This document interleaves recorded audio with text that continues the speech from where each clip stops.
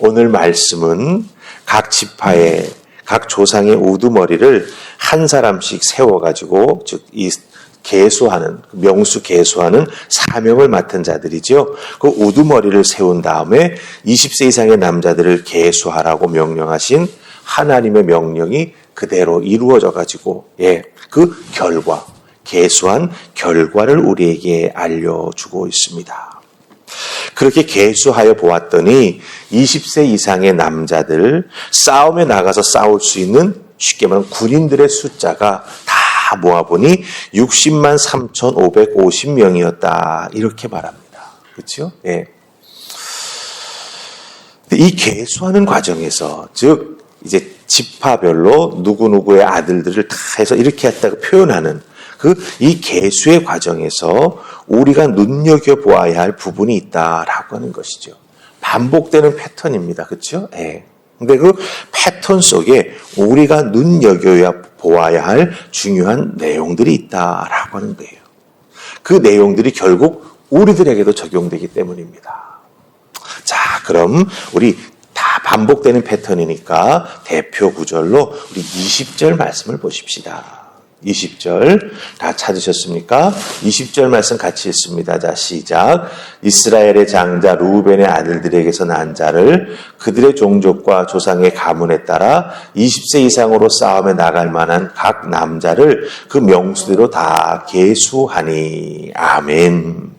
자, 여기에서 이제 우리가 살필 것은 뭐냐면 누구누구의 아들들에게서 이런 표현이죠. 그러니까 루벤, 그 다음에 또 나오는 게 뭡니까? 시므온, 쉽게 말하면 쭉 이렇게 나오지 않습니까? 그래서 그 누구누구의 아들들에게서 난 자를, 이 부분을 먼저 우리가 한번 보십시다. 누구누구의 아들들에게서 난 자. 이 난자들이라고 하는 이 표현 있지 않습니까? 이 난자들이라고 하는 표현은 우리나라 말로는 이렇게 번역됐는데 여기에 사용된 히브리 단어는 톨로탐이라고 하는 단어가 사용됐습니다. 톨로탐. 이 톨로탐이라고 하는 단어는 나타, 해산하다라고 하는 동사의 명사형입니다. 그러니까 해산하다, 아이를 낳다, 이런 뜻을 가지고 있는 동사의 명사형이 톨로탐이 된다라고 하는 거예요. 그래서 난자. 창세기를 보면은요, 여러분들 창세기에 나오는 내용의 특징 중에 하나가 족보가 많이 나옵니다. 족보. 여러분들 기억하시죠? 족보. 누가 누굴 낳고 누가 누굴 낳고 누가 누굴 낳고 누가 누굴 낳고. 근데 그 족보를 많이 나오는데 특별히 그 중에서도 중요한 족보 10개가 나옵니다. 10개. 그 족보를 시작할 때 누구누구의 계보다 이런 표현이 나와요. 예를 들자면 창세기 5장 1절에 이것은 아담의 계보를 적은 책이니 이렇게 말하고 있습니다. 거기서 아담의 계보를이라고 말할 때 그 계보를이라고 하는 단어가 바로 난자를 오늘 말씀 속에 나오는 누구누구의 아들들에게서 낳은 난자를 할 때 난자 요것이 똑같은 단어예요. 똑같은 단어. 여기서 우리가 깊이 생각해 봐야 될 게 있습니다. 이 창세기에 나오는 10개의 계보 누구누구의 계보를 적은 것이니 혹은 이것이 누구누구의 계보니라고 말하면서 누가 누굴 낳고 누가 누굴 낳고가 쭉 나오거든요. 그 중요한 창세기 10개의 계보가 이 창세기에 나오는 내용들을 이끌어가는 거예요. 아브라함, 이삭, 야곱 그리고 그 후에 자손들이 어떻게 믿음의 삶을 살아갔다라고 하는 그 족장 시대까지 이르게 되는 역사의 흐름을 쭉 그 계보를 통해서 정리해 나아가면서 우리에게 보여주고 있다라고 하는 것입니다. 그러니까 여러분 잘 보세요. 창세기는 그 계보를 통해서 하나님의 역사를 어떻게 사람을 통해서 이루어 가시는지를 보여주신다라고 하는 겁니다. 그런데 오늘 말씀 속에서 20세 이상의 남자들, 특별히 싸움에 나가서 싸울 수 있는 그 남자들의 숫자를 셀 때 그 난자를이라고 표현했다라고 하는 것. 이게 바로 창세기에 나오는 족보의 내용과 같은 의미를 가지고 있다라고 하는 거죠. 앞으로 이스라엘의 역사는 이들이 이끌어가게 될 것이다. 가나안 땅을 향해 나아가는, 광야를 행진해 나아가는 이들의 모습 속에서 앞으로 이 이스라엘이라고 하는 나라가 굳건하게 세워지고 그들이 그 나라를 정말 하나님의 뜻 가운데 섬겨 나아가는 그런 하나님의 사람들이 될 것이다라고 하는 것을 여기에서 보여주고 있다라고 하는 것입니다. 자, 그렇다고 한다면 여러분들 이것을 우리는 어떻게 적용할 수가 있을까요? 우리도 분명 누구에 의해서 태어난 자들이죠. 우리에게는 육신의 부모가 있습니다. 하지만 우리는 예수 그리스도의 보혈의 피 공로를 통해서, 그렇죠? 우리에게 누군가가 복음을 전해준 사람들이 있습니다. 우리에게 복음이 전해지는 그 과정을 통해서 우리는 예수님의 구원의 은혜를 덧입고 하나님의 자녀가 되었다라고 하는 것이죠. 특별히 사도 바울은 갈라디아서 4장 19절에서 뭐라고 말하냐면 너희를 위해서 해산의 수고를 하노니 이렇게 말하는 걸 보게 됩니다. 예, 복음 전에서 누군가가 복음을 받아들여 예수 믿고 거듭나는 그 과정을 해산의 과정으로 설명하고 있다라고 하는 거예요. 그렇다고 한다면 우리들도 나에게 복음 전해준 누군가를 통해서 해산의 고통을 통해 하나님의 자녀로 태어나게 되었다라고 하는 것이죠. 그렇다고 한다면 그때부터 우리는 누구누구의 아들들에게서 난 자, 이 난 자라고 하는 그 의미가 우리에게도 적용이 된다라고 하는 거죠. 그래서 나는 하나님의 계보에 이름이 적혀진 사람. 네.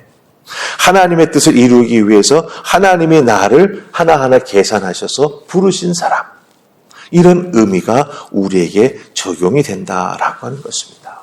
그러기에 여러분 한 분 한 분이 얼마나 중요한 사람인지 아셔야 됩니다. 네.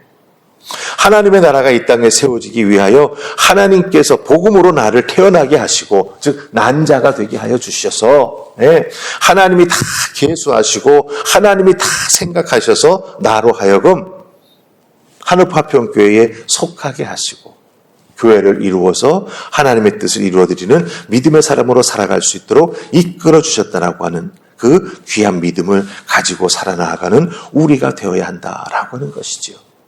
절대로 여러분은 어쩌다 태어난 존재가 아닙니다. 하나님께서 태어나게 해주셨고 하나님께서 하나하나 다 우리의 삶을 계획하시고 앞으로의 삶을 살아갈 수 있도록 이끌어 주신다라고 하는 귀한 믿음 가지고 살아가시는 그 은혜가 있기를 주님의 이름으로 축복합니다. 아멘. 자, 그리고 이 20절에서 우리가 하나 더 살펴보아야 될 게 있습니다. 여러분들 20절 말씀 가서 그 끝부분에 가서 보시면은 싸움에 나갈 만한 각 남자를 그 명수대로 다 계수하니 이렇게 돼 있죠. 예, 거기서 그 명수대로라고 하는 표현이 참 중요합니다. 왜 중요합니까? 출애굽해가지고 정신없이 탈출해 나왔잖아요. 그렇죠? 예, 시내산에 60일 만에 도착했잖아요. 그리고 나서 이제 또 거기에서 하나님 주시는 은혜를 받고 하나님 주시는 율법을 받고 다 받지 않습니까? 그리고 그 시내산을 이제 출발해 나아가기 바로 직전에 하나님께서 명수를 계산하라고 그러시는 거예요. 그래서 어제 설교에서 말씀드렸죠. 이제 14개월째를 딱 들어가는 것이죠. 그렇죠? 그리고 우리가 어제 민수기 10장에 있는 말씀 살펴보았죠. 딱 19일 더 지난 다음에 하나님의 구름이 하나님의 성막에서 탁 떠나잖아요. 그러니까 쉽게 말하면 19일 사이에, 즉 명령을 받고 즉시 실행했다고 쳐도 19일 사이에 이 사람들의 명수 계산하는 게 끝났다라고 하는 거예요. 네. 그럼 생각해 보십시다. 컴퓨터가 있습니까? 뭐가 있습니까? 사람이 일일이 발품 팔아 다니면서 명수를 확인해야 되는 거예요. 너희 집에 몇 명이야? 너희 집에 몇 명이야? 너희 집에 몇 명이야? 잔초지정을 다 설명해야 되지 않습니까?